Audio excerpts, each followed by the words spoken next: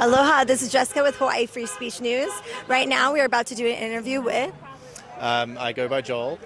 Right. Yep. Awesome. Thank you, Joel. And so, Joel, you had mentioned, your background. You're originally from Melbourne, right? Yeah. And you have family there right now. I do have family there right now, and it's really disheartening and disturbing to see what's happening in Australia right now. Looking back on it, the country seems to have turned into a tyrannical hellhole. And they are actually setting up what are basically concentration camps there in every single state. Melbourne's in the state of Victoria. There's one in Victoria called Micklesham. There's one in Queensland, which is where Brisbane's the capital of. It's happening all over there, and people are still, by and large, ignorant of what's really going on here. And the government's, of course, using Orwellian language and euphemisms to hide the true purpose of these centres. But this is part of an overall agenda of the erection of a permanent infrastructure of control, where basically people can no longer have the right to move around freely and do things that they could just normally do by right. Instead, they're going to have to ask the government, beg for privileges, and have vaccine passes or QR codes or immunity passports, whatever they're called, just to go about their lives, whether it's work or travel. And this is really like the deeper agenda behind all of this. And people need to really wake up and realize this isn't just about a COVID or a virus. This is really about transforming society ultimately, like at a fundamental level, into this kind of dystopian reality where we have to beg and cower down to our government overlords to just do the things that we could do by right. You think these are just for people who are sick? Look at this. It's double fenced, double. So we need regional quarantine facilities. I have been advocating this for a long time. It is a no-brainer. People across Queensland come up to me and they say to me, we agree with you. We don't need people being in hotels, we need them in regional facilities. Do you believe it now? Do you? This is Australia. Look, it's double fenced. But for those refusing the jab, the future is bleak, with the Premier warning there will be no freedoms until well into next year.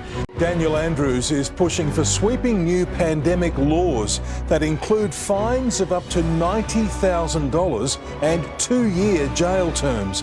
The powers would replace state of emergency laws and give the Premier the final say on restrictions.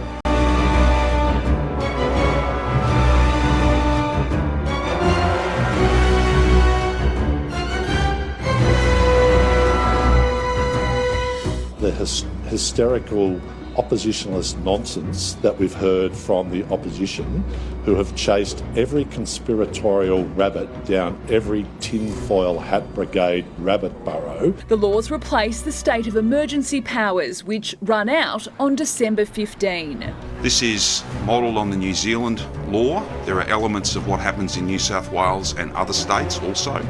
But we've gone beyond that in terms of accountability and transparency. They are patently false, yet disinformation campaigns and conspiracy theories have become a fact of our lives these days, particularly in politics.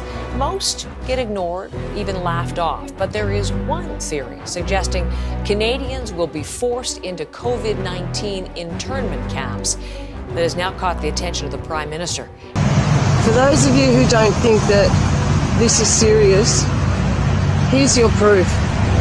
Because this is Brisbane, Australia. Two of the guys, one of them is short. FEMA camps? Hell no!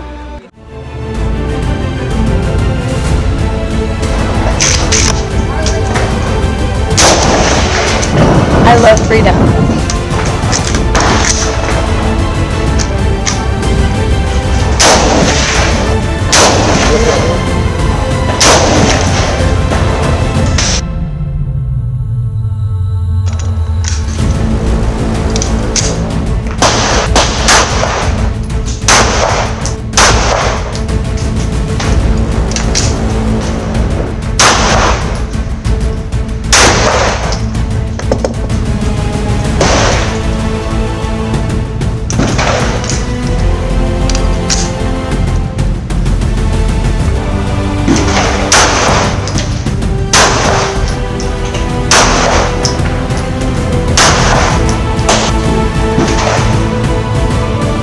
I will never leave Hawaii in the face of this tyranny.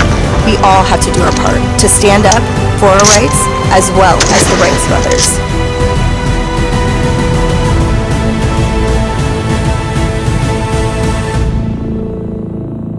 Now is not the time to be quiet and sit on the sidelines. Everyone needs to do their part to stand up against this great reset agenda.